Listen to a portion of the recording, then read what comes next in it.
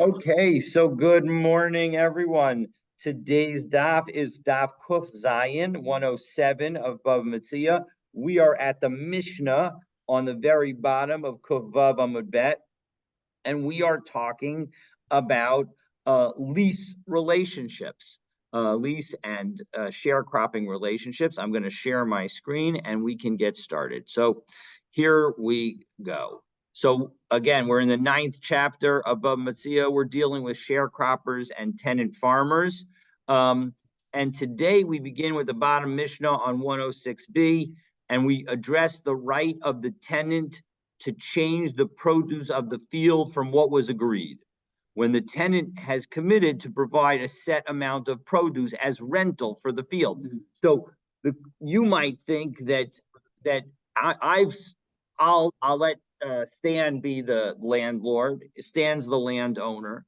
And I go to Stan and I say, listen, I'll rent that field of yours that you've got out there and I'll give you a bushel of wheat. And he's like, that sounds like a great deal. Now, and I say, I'm planning to plant wheat on that field. But then I say, change my mind and I decide to plant barley or some other thing. Do I have the right to do it? After all, I've committed to what I'm going to pay Stan. So maybe I should be able to have the flexibility to do whatever I want in that property. But we'll see that actually when it affects the underlying property, the underlying condition of the real property, no, maybe I don't have the ability. So if I had agreed and told Stan when I rented the field that I was going to plant barley, lo yizra enochitim. I'm not allowed to plant wheat. Now, usually barley is the less expensive, wheat is the more expensive produce. So you might have thought that I should be able to go in that direction, but we'll see that there's not a reason. And let's take a look at Rashi, that there's a reason not to go that way. So Rashi on the Mishnah, 4th line up in the bottom lines of Rashi on Kuvav Bet, end of the line. Again, you take a field. I took the field, leasing it from Stan in order to plant barley. And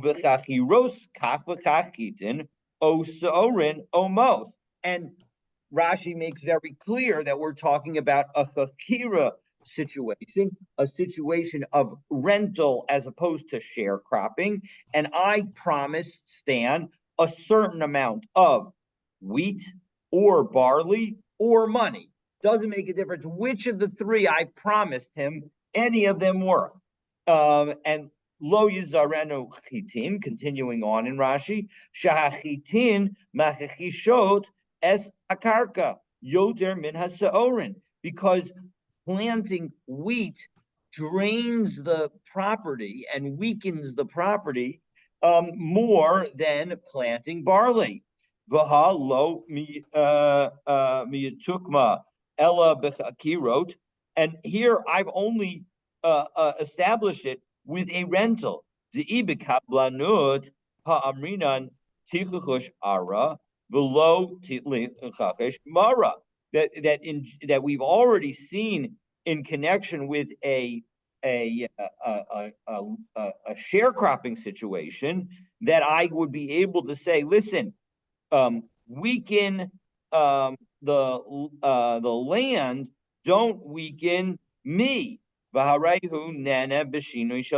I'm going to benefit at least by making the change, right? If it's a sharecropping situation, so then if Stan plants barley, I get barley. But if Stan plants wheat, I get wheat. So in that situation, I'm more willing to accept the change because I'll get paid more. But now I'm not going to get paid more. Stan's going to pay me the bushel that he promised me, whatever he plants. So as a result, if he tells me originally he's planting barley, he can't make the change. Rabban Shimon ben Gamliel, but on the other hand, chitin yizra enes orim. But if he was planting wheat and he switched it to barley, he would be allowed to do it. Rabban Shimon ben Gamliel oser, but Rabban Shimon ben Gamliel says even making that change is prohibited. Seems like, and we'll see inside, that there may be at least some kind of issue with lying or being false, and that Rabban Shimon ben Gamliel has. We'll see that we'll be addressing that shortly. Tavua lo yizra'enu kitnis. If you committed to plant some kind of grain, you can't plant beans there. You can't plant kitnios there. Kitnis yizra'enu on the again, same reason. We're worried that you're going to weaken the land by planting it with beans, which draws more than grain. And similarly, you can go from beans to grain because that reduces the amount that you're going to drain from the land. But Rabbi Shimon ben Gamliel Oser, and again, Rabbi Shimon ben Gamliel says that it's prohibited. Let's take a look just at the last Rashi. Tvua lo yizarenu kitnis. Again, if you say you're going to plant, I tell Stan I'm going to plant grain.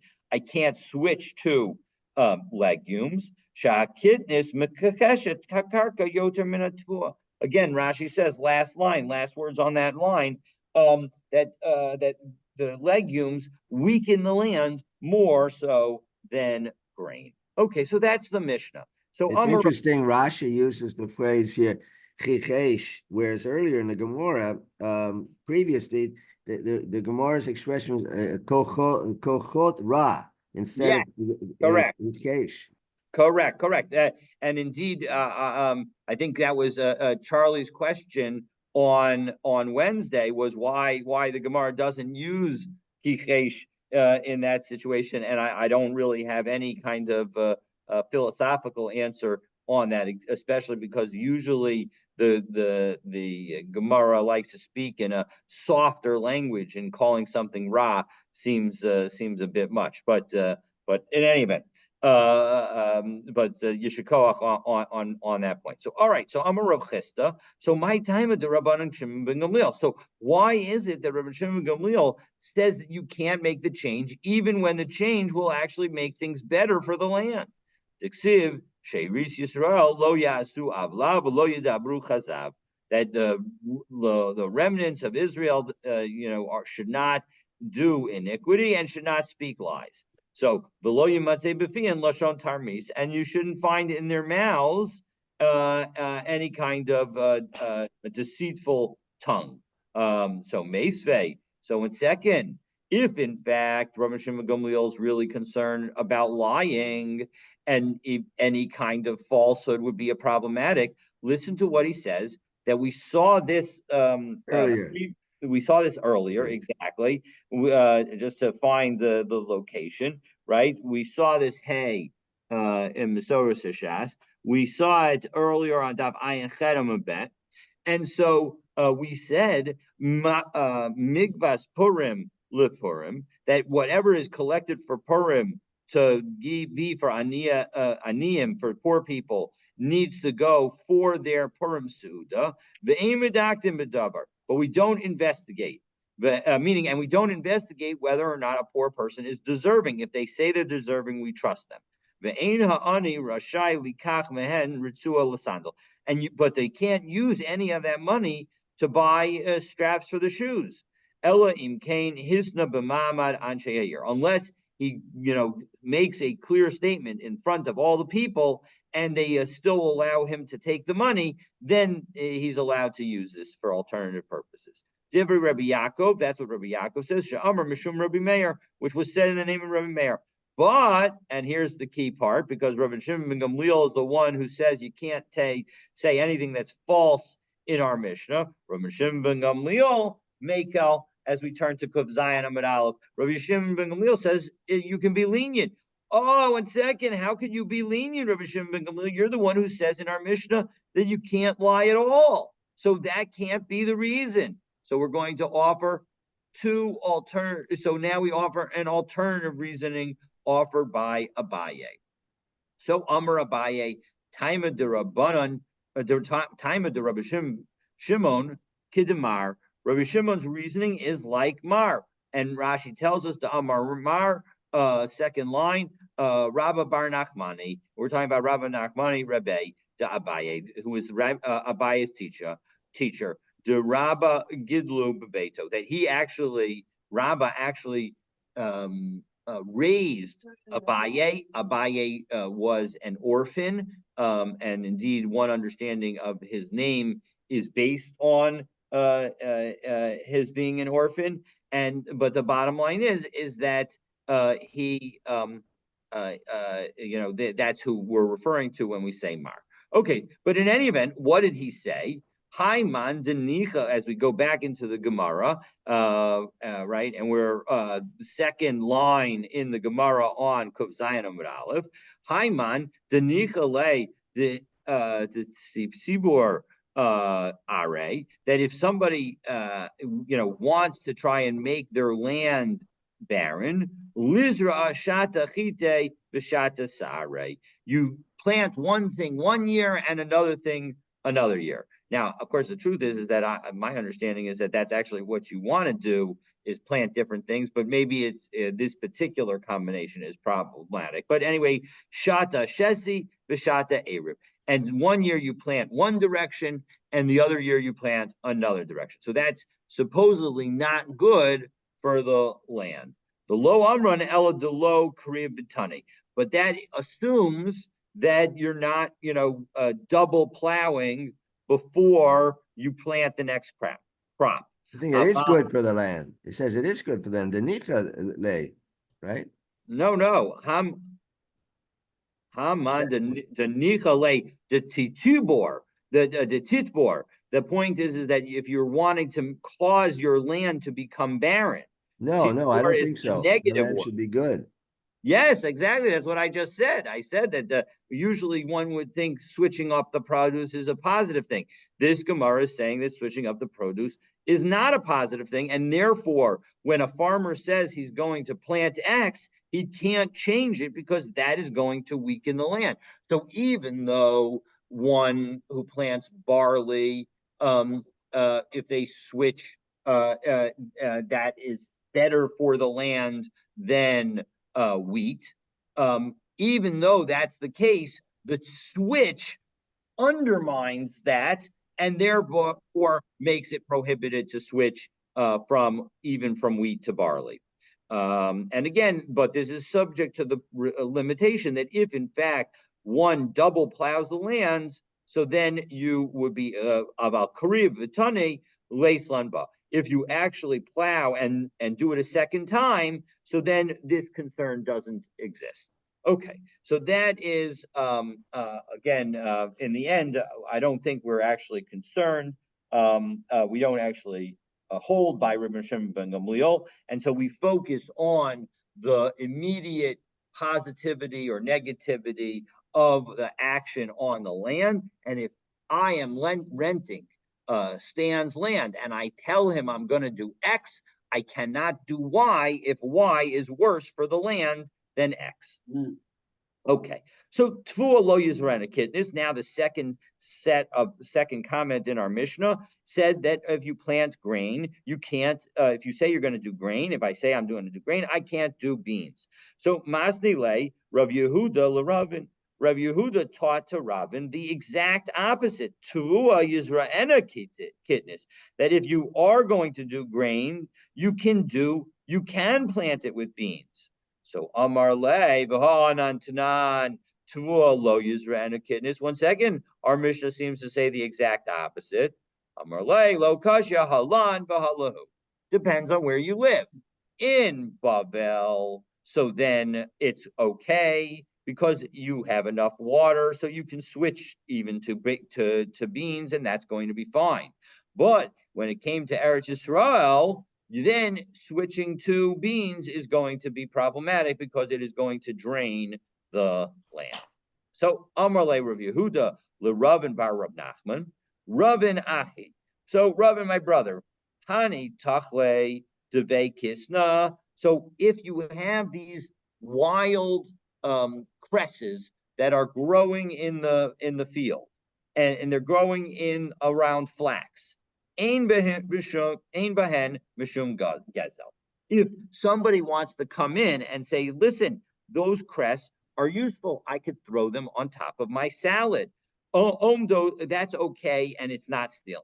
However, omdos al gvulin, if instead of being in the middle of the field, they're around the border. So then yesh behen mishum gezel, then it would constitute theft, because if they're on the edge of the field, so they're not harming the flax, and so as a result, that would be considered stealing. Ve'im hukshu l'zera. Again, if the once the crest becomes sufficiently developed, afilu deve kisna nami, even within the flax, it's going to be problematic because you've already done whatever negative thing is going to be done on it. Yesh behem mishum gezel, my taima, what's the reason? My de'afsid, afsid, whatever's been lost has been lost. So just to think about this concept, the idea is the following. If, in fact, you have something in your field that is harming your field, but I would view it as a positive, so my removing it helps you, so then I'm allowed to remove it, even though I can then profit from that item. Well, that the point, the implication is even without permission, I could take it because again, I'm doing you a favor for you doing. Now, I would assume that if in fact you are already trying to harvest the wild cress that's growing in your flax field, I wouldn't be able to then go in and do it. It's only if it's clear that you're not going to do anything about it, you are going to leave it there, then I would have the right. Okay. And the second piece that we just learned is that once the harm has been done, well, then we go back to the regular rules of theft. Because if my removal of it doesn't actually make things better, well, then the whole justification for my being allowed to do so has gone away. Okay. So next piece. So Amar le Rav Yehuda l'Ravin bar Rav Nachman. So having taught one rule regarding having now taught actually two rules, we're going to teach another rule and several more rules between Rav Yehuda teaching Ravin bar Rav Nachman. So again, Amar le Rav Yehuda l'Ravin bar Rav Nachman. Ravin achi, Ravin my brother, hine dili dilach. My trees, so they clearly were neighbors. So my trees are yours, v'dilach dili. Your trees are mine. Nahog b'nei Metzia, and this is because of the practice of people who share a boundary. So ilan hanota lechan lechan, that the trees whose roots are turned in one direction, the fruit belongs to the that direction. Fruit belongs to the same direction. Hanota lechan lechan, and if the roots of the tree go in the other direction, well, then the fruit on the tree belongs to the other direction. So again, the idea at the moment is that what Rav Nachman was what Rav Yehuda was telling Rav Nachman is we follow the roots. The itmar ilan haomed ala meitzer. When you have a tree that's standing on the boundary, amar Rav hanota lechan lechan v'hanota lechan lechan. Shmuel amar chokin. Shmuel says, no, you don't bother with where the roots are. You just divide. So Meisvei, I'm going to ask you a question. Ilan haomed ala meitzer yachaloku. To the Rav, that seems to undermine Rav's statement. So how can we say that in fact it's that you're supposed to have all of the fruit if the roots are on your side? We have a brisa that specifically says that you divide it. So Tirgma Shmuel Ali b'Rav. Shmuel explains everything according to Rav. So b'mamale kol hametz are kulo. It's where the roots of the tree fill the entire boundary, and so the roots are growing into both fields. And so when the roots are growing into both fields, so then we would split the tree's produce. Well, 1 second. If that's true, what is that? What are you telling me? Why would I think otherwise? So lo tzricha detali tune l'chad gisa. Well, if all the fruit are actually growing on your side of the border stand, even though the roots are on both sides, I might have thought that you would get the majority of the fruit. Comes this brisa to tell us that if the fruits are filling up both of our fields, so then even though the fruits are growing on your side of the tree, we split the fruit. Okay, so that's vakati milam mamer. But it's still, what's the point of telling us this? Again, what would you have thought otherwise? So the Gemara tells us what thought. Mao detema de amrle plog hachi. That Stan could tell me, listen, why don't we divide the fruit based on where the fruit grows on my side of the property or your side of the property line? Kamash Milan, the brisa comes to tell the amrle. I can tell back to Stan, my chazas de palgat hachi plog hachi. You want to divide it that way. I want to divide it a different way. So there's no basis to say that your way is better than my way. So we'll choose an even way and therefore divide it equally. It's interesting that the Gemara goes through this. Generally, the halacha is in issues, in monetary issues, follows Shmuel. And indeed, the note here for the Ein Mishpat Ner Mitzvah shows that the letter Vav is by Cholkin. It does seem like we paskin like Shmuel, notwithstanding the fact that the Gemara has now gone through it in order to explain and justify Rav's position. Okay, Amar le Rav Yehuda l'Rav and But they're dividing the fruit in any case, right? No, according to Rav, the only time you divide the fruit is when the roots are equal on both sides of the property line.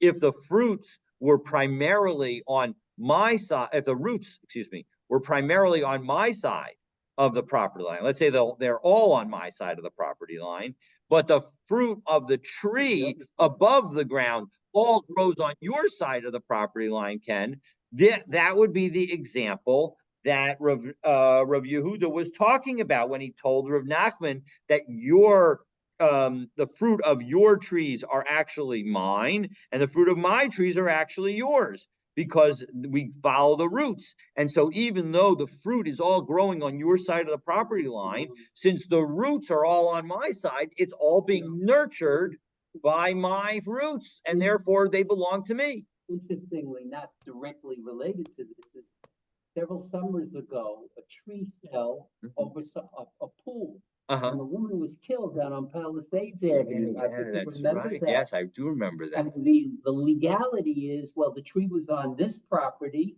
Where did the tree legally stand? And who's responsible for maintenance? Exactly. I don't know how that was settled, but no, but you're absolutely right that it certainly relates to this issue.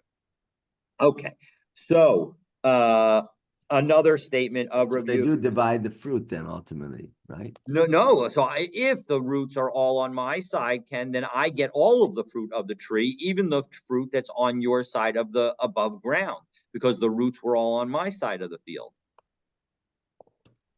But Shmuel says Cholkim, doesn't he? Shmuel says Cholkin.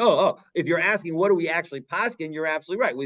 We would say that basically any kind of tree, we don't worry about. It seems like we would say don't worry about where the tree actually is located, just meaning where the roots are actually located. At the end of the day, if we have a tree that's spanning our two properties, we're just going to split it.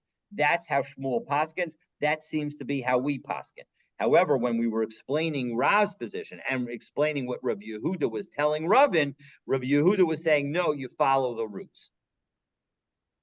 Okay, so next statement of Rav Yehuda to Ravin. So Amar Rav Yehuda LeRavin bar Rav Nachman, Ravin Achi, again with the kind way of saying, Ravin, my brother, Lo Tizbin Ara Desmicha Lamasa. He gives advice. And this advice is going to then take us a little bit through the day. And he says, don't buy a field that is too close to the city. So why not? To Amar Rabbi Abahu, Amar Rabbi Yehuna, Amar Rav, because Rav said, Asur Lola Adam Shiyamod al Stechaberu.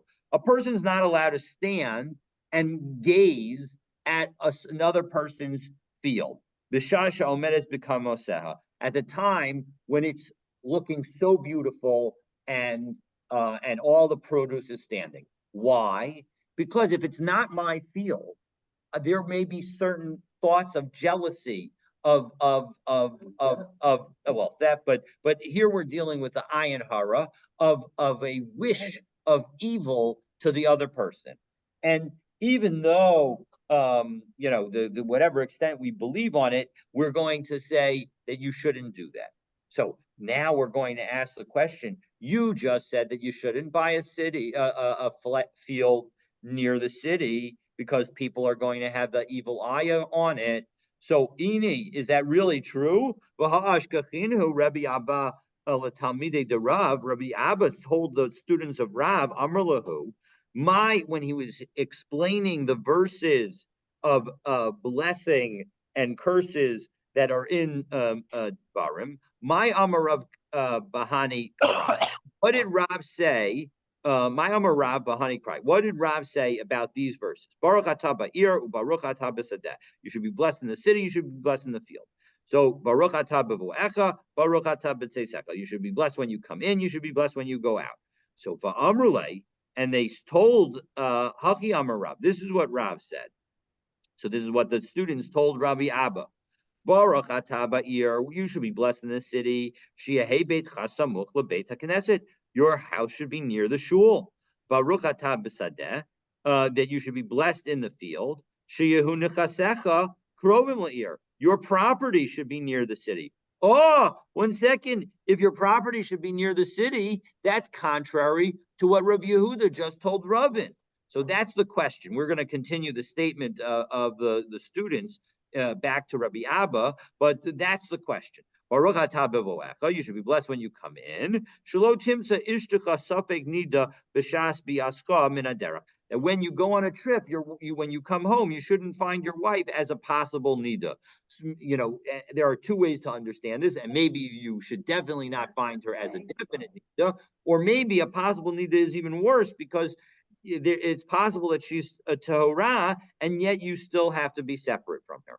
Baruch atah b'tzeisecha. You should be blessed in your going out. Sheyehutze etza'ei me'echa kemoscha. That your children, the what comes out of your innards is the literal understanding, but it's talking about your children should be like you, meaning that you should have children who have good midot and are learn Torah, etc., and are like you. So v'amar lahu. So Rabbi Abba told back to the students of Rav, Rabbi Yochanan lo amra. Rabbi Yochanan had a different view. Again, we've already dealt with the question. We're just continuing the conversation from which the question was drawn. So what did Rabbi Yochanan say? Baruch atah ba'ir, that you should be blessed in the city. She'ehei beis hakisei samuch l'shulchanecha. That you should have a bathroom close to where you eat, so that you're able to go to the bathroom comfortably. Aval beis hakneses lo. But a shul shouldn't necessarily be near your home. But Rabbi Yochanan l'tamei, and Rabbi Yochanan follows his reasoning. The Amar skar psios yesh, because you get merit for the distance that you travel to go to shul, and so as a result, that's a reason not to necessarily be worried about it. In the end, you can basically, what it shows is that there are advantages to each. You get the advantage of walking a little further, and you get the advantage of being a little closer. So Baruch atah b'sadeh, again, you should be blessed in your field. Shehu nechasecha mishulashin. Your property should be divided into thirds. Shlish b'tvuah, shlish b'zeisim, shlish b'kfanim. 1/3 grain, 1/3 olives, 1/3 grapes. Baruch atah b'vo'echa, baruch atah b'tzeisecha. You should be blessed when you come in and when you go out. Shetei yitziascha min ha'olam kiviyascha min la'olam. That when you leave the world, you should be as clean from sin as when you leave the world. Ma biyascha la'olam below chet, just as you came into the world without sin. You should also leave. So that's the question. Again, the question is, hey, you said we don't want a property near the city, and this seems to make clear that property near the city is a wonderful thing. It's a blessing. It's one of the blessings in the Torah. So lo kasha. One case involves a field with a wall and hedges, and so as a result, people can't look in. That's clearly what the bracha in the Torah is talking about. And when Rav Yehuda made his statement that you shouldn't buy a property in near the city, he was referring to a situation where there was no possibility to surround it with a wall and a hedge, and as a result, prevent the evil eye. Okay, so having mentioned the evil eye, now we deal with another evil eye situation. That the Torah says, this is in Dvarim, that you should remove from the Jewish people all illness. Amarab zo ayin. This refers to the ayin hara. Rav Latame, and Rav follows his reasoning. The Rav Salak Lebei Kivrik, that Rav once went to a cemetery. Oven Maida of it, he did some kind of thing. Amar Tishin Batisha Ba'ayin Ra Ve'echa B'derech Eretz. That if we do an analysis of what really caused people to die, 99 out of 100 died as a result of some aspect of the evil eye, and only 1 out of 100 did not, and only 1 died out of sort of some aspect of natural causes. Shmuel Amar, Shmuel says, no, don't understand that Hashem will remove from you all illness as referring to the ayin hara. Zeharuach, it refers to some kind of bad wind. Shmuel Taimei, and Shmuel is according to his reasoning. Damar Shmuel, Hakol Baruach, all kind of sickness and death come as a result of some kind of wind. And Shmuel, by the way, was a doctor. We saw that a few dapim ago, that Shmuel was such a great doctor, and we were, and I think it was Rabbi Yehuda Anasi was upset that he wasn't able to give Shmuel smicha, and Shmuel said, "No, I saw in the book of Adam Arishon that I wasn't supposed to get smicha, and so he was comfortable with it." But in any event, the point is Shmuel was a doctor. So in second, Shmuel ha'ika haruke malchus. How can you say that everybody dies as a result of some kind of wind? What about people who are killed by the government? They certainly don't seem to be dying as a result of the wind. Hanach nami, even those ilav zika, if not for some kind of wind, avdilahu sama b'chaye, there would be some kind of medicine that could heal the person. Now that seems a bit extreme. Meaning you cut somebody's head off. What kind of medicine is it? But that's what he seems to be saying. Okay, so Rabbi Chanina Amar, no, it's not referring to either the wind or the evil eye. Zotzina, it refers to cold. That when Hashem will remove any kind of illness, we often see that people get a cold when it gets cold when it gets cold. And so the Amar Rabbi Chanina, that cold drafts are the one thing that you don't have any control over.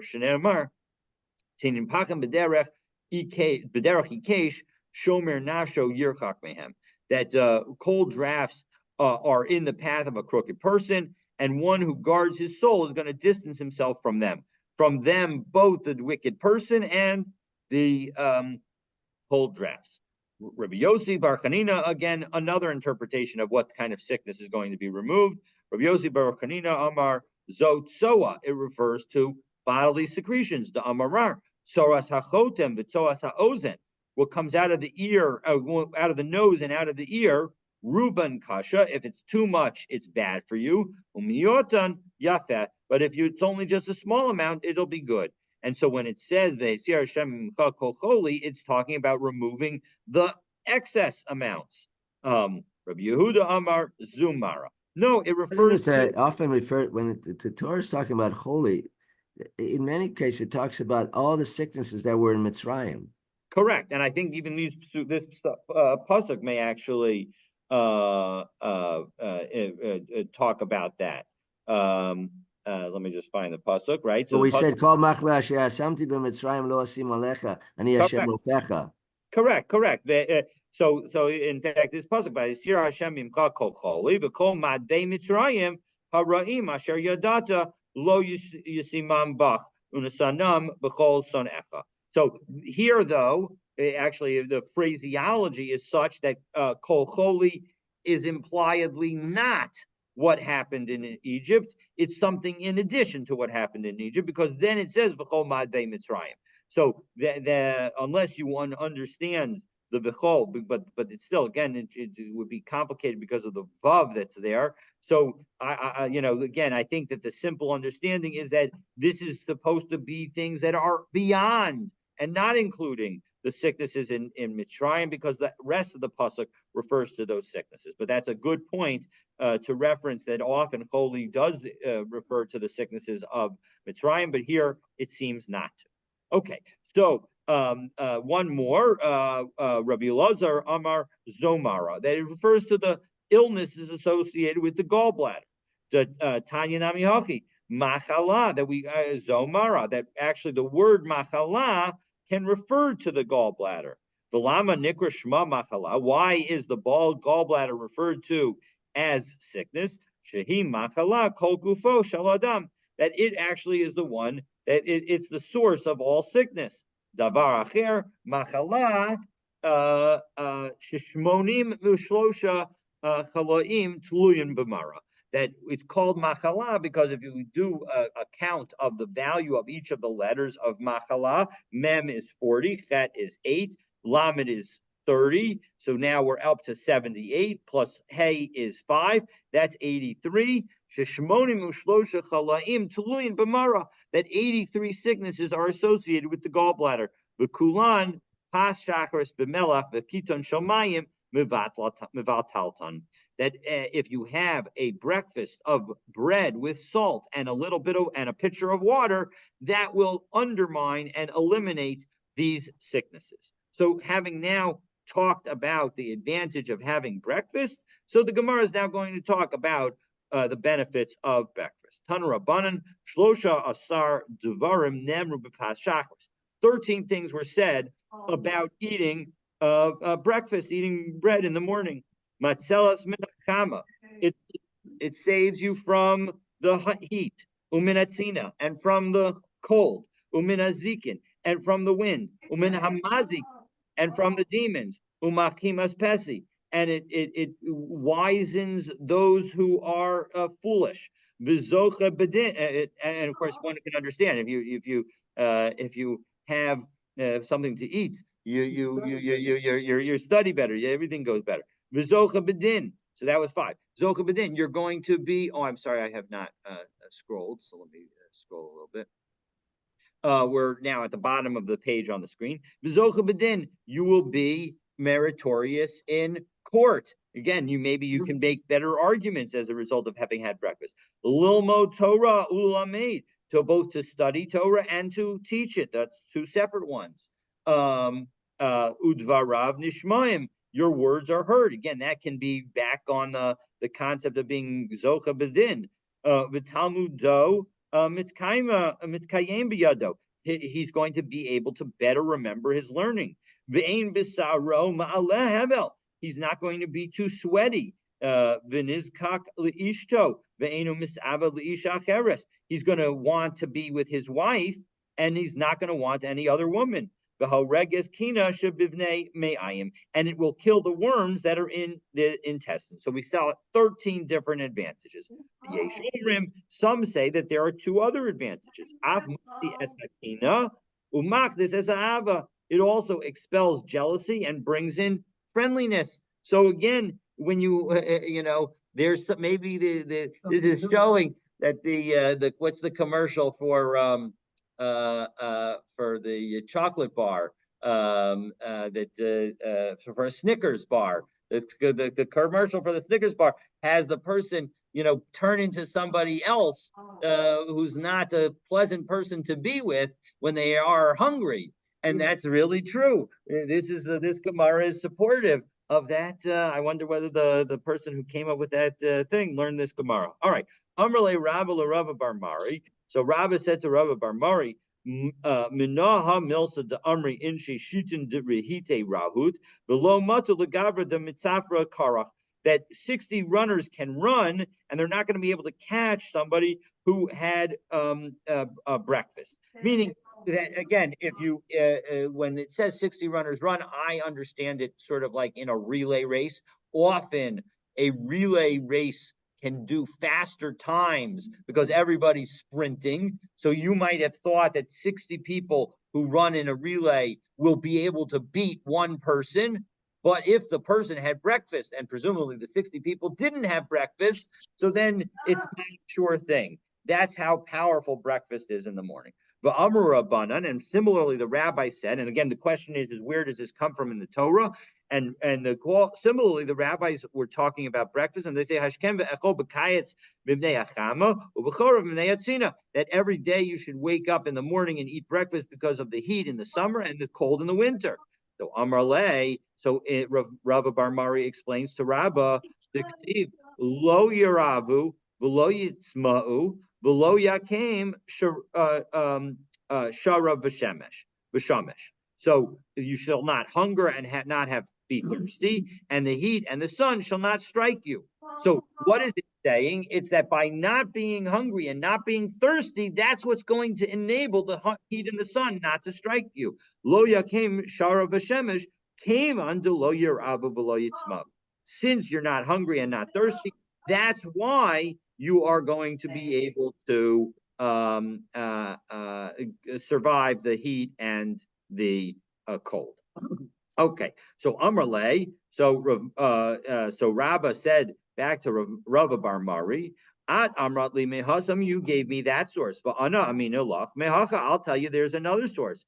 And whereas the source that Rava Bar Mari gave was from Yeshaya, this source is from Shmos. It's from the Torah, and so as a result, maybe it's an even better source. You're going to serve Hashem your God, and Hashem will bless your bread and water. So this refers to davening in the morning. And then immediately after that, Hashem blesses you with bread and water. So this is exactly the bread with salt in the pitcher of water. Mikan ve'elach, and then by having had that breakfast, right? So the point is that that is what will allow the removal of illness from you. Well, by that argument, all shuls should be serving breakfast right after Shachri. Yes, you're absolutely right. Some shuls actually do.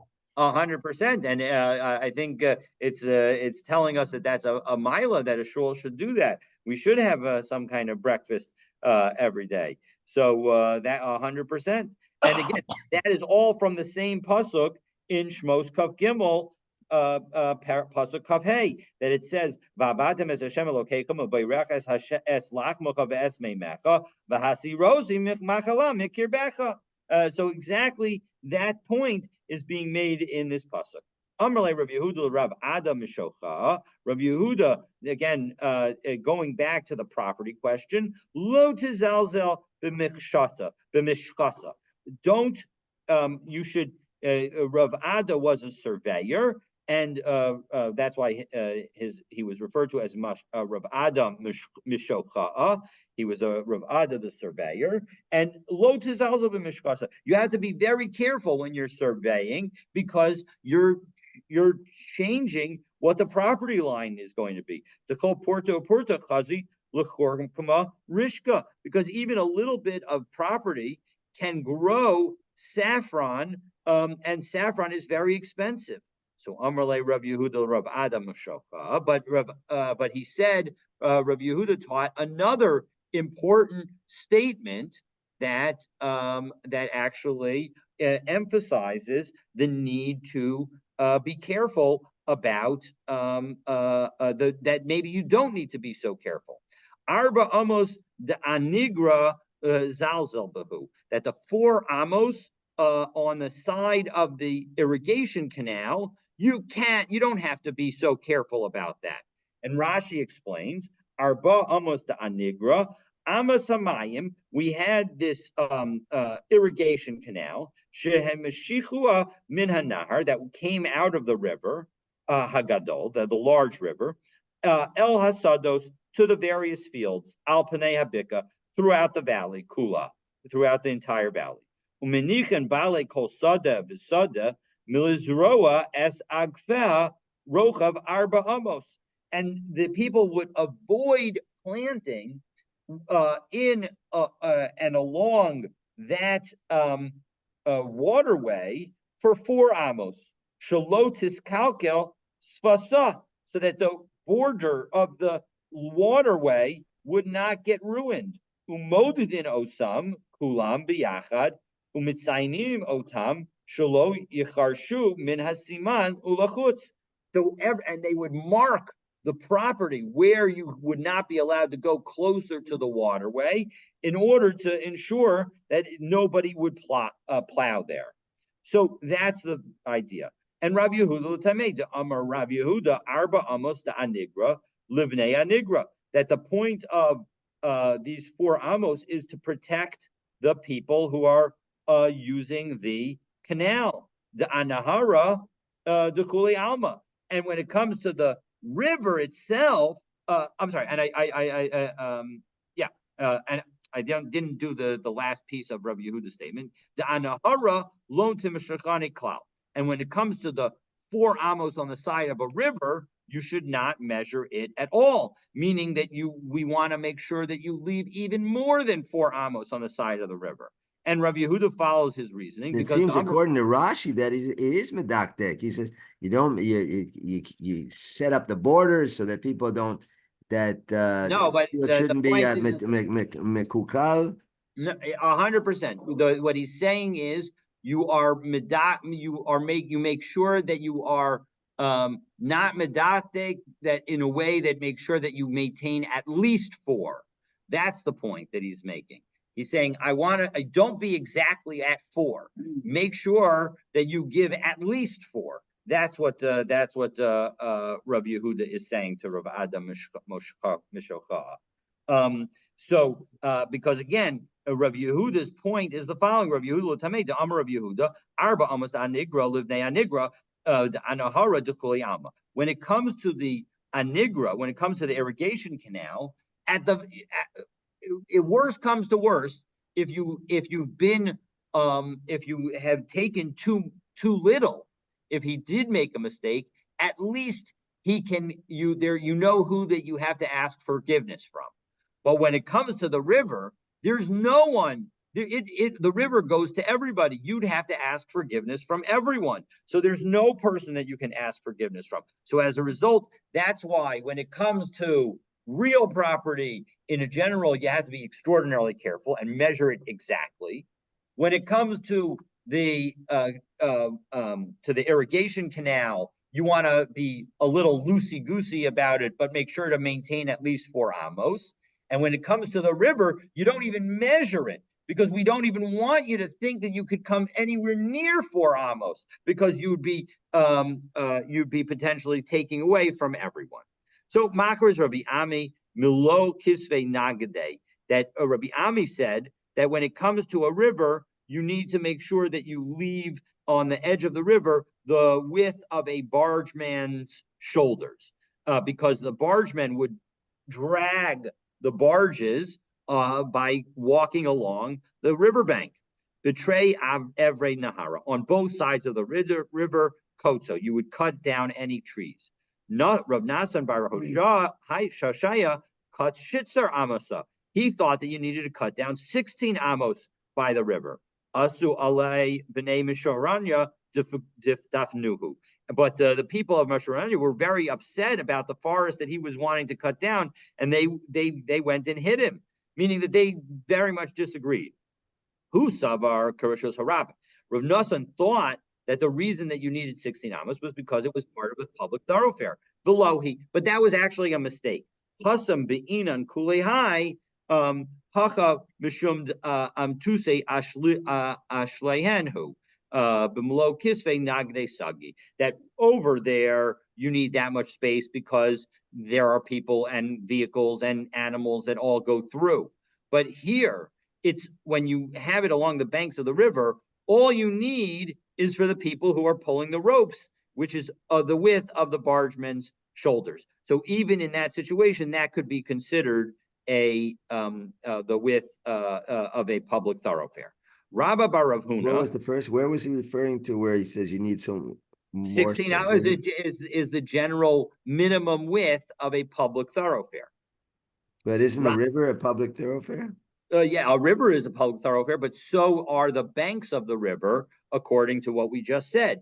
But unlike the regular thoroughfare, where you have room for, where you need to have room for animals and carts and the like, here by the riverbed, you don't. All you need is the room for the bargemen.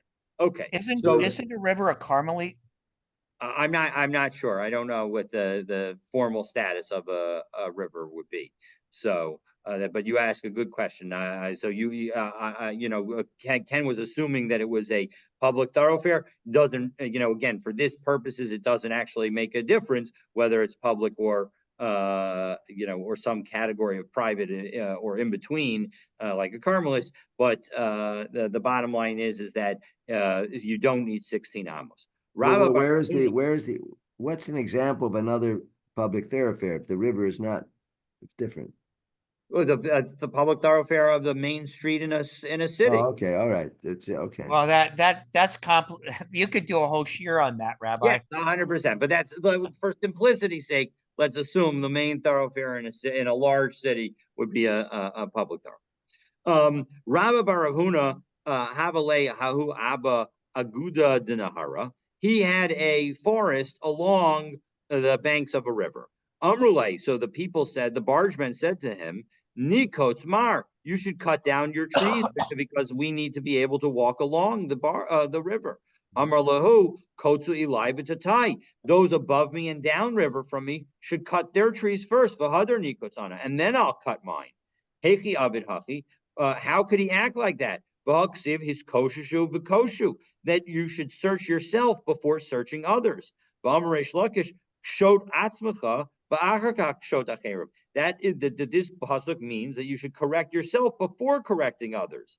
So hasam abba debate parza rufila haba. There, the forest that surrounded his property belonged to Parzak, the governor. And so as a result, va'amar ikaitzi kayatza. So if he cuts, so then fine, I'll cut mine. But lo kaitzu. But if he doesn't cut, amay ekos, why should I cut mine down? De'imamatre lahu ashlayu. Can they pull the ropes on this side, mistagilu, and are they going to be able to walk there? Meaning you'll only be able to go the length of my field. You won't actually be able to do the entire length. The lo mistagilu. But if they're not going to be able to pull on my side of the river because of the other guy's trees, so then I'm not going to. Then they're not going to walk by me anyway. Now, unfortunately, let's see what happened. Rabba bar Rav Nachman Havaka Azil Ba'arba. Rabba bar Rav Nachman was traveling on a boat. Kazahu Abba Dekai Aguda Dinahara. And he saw this forest was standing along the bank of the river. Amrlahu Daman, whose property is that? Amrulay, they said to him, the Rabba bar Rav Huna, it's Rabba bar Rav Huna's. Amar, so Rabba bar Rav Nachman said, V'yad hasarim, v'hasganim, haisa b'ma'al, hazeh rishonah, that the hand of the princes and rulers had been first in this faithlessness, meaning this is from Ezra. And the point is that you don't want the leaders to not do the right thing in the beginning. So Amar Lahu Kotsu, he told the people, go cut it down. So Kotsu, they cut it down. Asa Rabba bar Rav Huna. So now Rabba bar Rav Huna came to his forest. Ashkache dekayets. He found that some of his trees had been cut down. Amar, he said, Man katsye, whoever cut it down, tikotz anfei, his branches should be cut.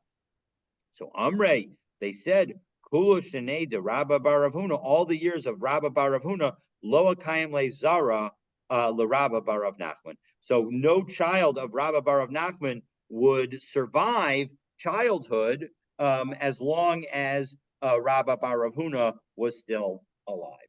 So it highlights a couple of things. One is you have to be careful about taking the law into your own hand.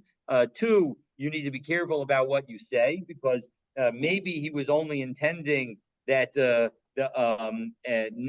he had meant that the whoever cut down his trees, his branches should be cut down, meaning the same thing should be happening to him.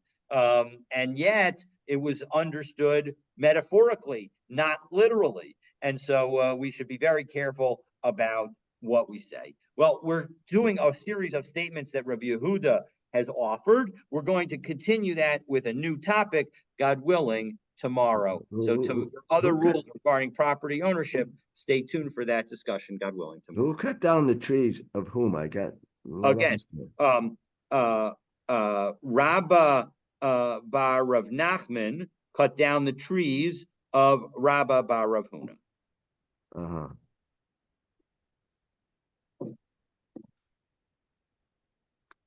But Okay. he didn't cut he didn't want to cut Shabbat down his own shalom. Shabbat shalom. trees because they were owned by the ruler of the area, No, Parzak. Right? he didn't want to cut down his trees because immediately upstream and immediately downstream were trees owned by the ruler of the area, and it wasn't clear that the ruler of the area was going to cut down his trees. Right. So as a result, if his trees don't get cut down, there's no point. There's no ability for the bargemen to walk along. So as a result, that's why he said, okay, so that's why he didn't cut down his trees. But the problem is that Rabbah bar Rav Nachman came by and saw the trees standing and saw that it was a rabbi's field, and a rabbi should go above and beyond.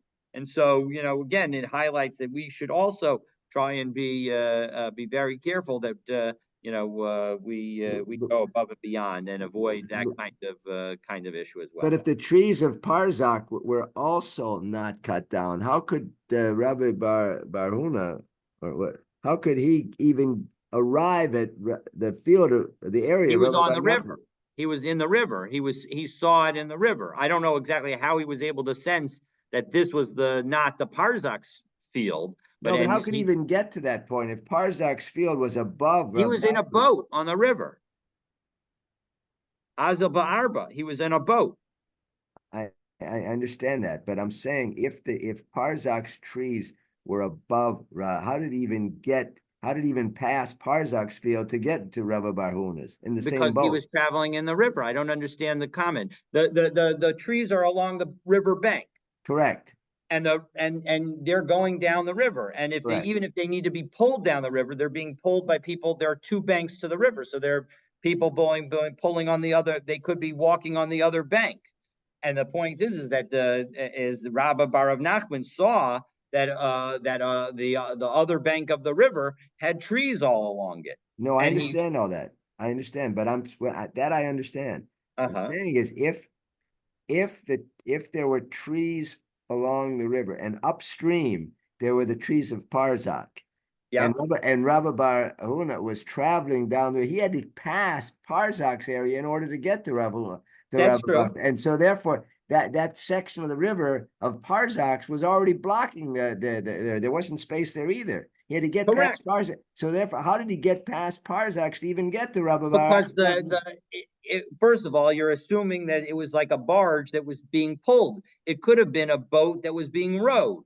That's point number one. Two is, even if it was a barge that was being pulled, the barge men could have been on the other side of the river, because the other side of the river could have had sufficient space for them to walk. So the point is that there are a number of different ways that one can imagine traveling along the river that the person could see that could pass the field, the trees that were still standing on the edge of the river. So there are a number of different ways that it could have happened. But the point is that he looked across the river, saw that there was trees going all the way to the river, knows that that's not what you're supposed to do, asks whose field it is, and it happened to be Rabbah bar Rav Huna. And he's like, Rabbah bar Rav Huna is a great man. Great men need to be the first to act. They don't react to other people. They need to be the first to volunteer, to do the good, to do the right thing. And so on some level, Rabbah bar Rav Nachman was rebuking Rabbah bar Rav Huna. The issue is that he never had a conversation with Rabbah bar Rav Huna, and so as a result, Rabbah bar Rav Huna had no idea who was going to have. He had no opportunity to have the conversation, and so as a result, Rabbah bar Rav Huna ends up cursing Rabbah bar Rav Nachman. Right. So there was enough space for him to pass his boat in any case, right? Well, the boat is traveling in the river, so I'm not understanding what you're concerned about. I'm because just wondering what the problem is. If there was enough space, well, earlier we said you needed space on both sides. So therefore, for the people pulling the boats to get past this, so you didn't want to put the forest on Correct. either side. But So- that's so for therefore- bargemen. Remember that there's a difference between a barge where, you know, it's a flat thing and then, and people are pulling it, and a boat which could be a rowboat, could be rowed. You Right. don't Oh, need- so okay. So this it's a rowboat. So he just says it shouldn't. The trees shouldn't have been there, and he doesn't care about Correct. Barzak. Exactly. He's saying that there shouldn't have been trees there because it didn't look good, or whatever the reason. He didn't like No, it. because you're supposed to leave one barge man's worth of width on the side, because even though you're right that there's no way to get there, Rabba Baravuna, I understand your point. And of course, we don't even know that they had a conversation. The bottom line is that there's a requirement to have one bargeman's worth of cleared field on both sides of the river. Rabba Baravuna was failing to do that. So Rabba Barav Nachman took the law into his own hands and said, you gotta cut it down. So go and cut it. So there was he? Did he have forest on both sides of the river, or just one No, side? no, just on one side. So why didn't Rabbi Bar? What was this? Rabbi Bar Huna? No, Rabbi Bar Nachman. Rabbi Bar Huna. Why didn't he also chop down the trees of the Parzak? Because the Parsak wasn't a rabbi. The point is that the pasuk that allowed to cut it down was the fact that the princes and rulers had, should need to be first in doing the right thing. They shouldn't be the first in doing the wrong thing. In Parsak, he didn't have the authority to cut down the person's trees. For a rabbi, he felt that he had the authority. Now, in the end, of course, he probably should have taken him to Beis Din and done it in Beis Din, and then Rabbi Barav Huna wouldn't have cursed him. But yeah. No, All right. he couldn't do that to Parzak. Okay. Yeah, exactly. All right. Have a All great right. day. Have a All good right. Shabbos. Okay. We'll pick up from there, God willing, tomorrow.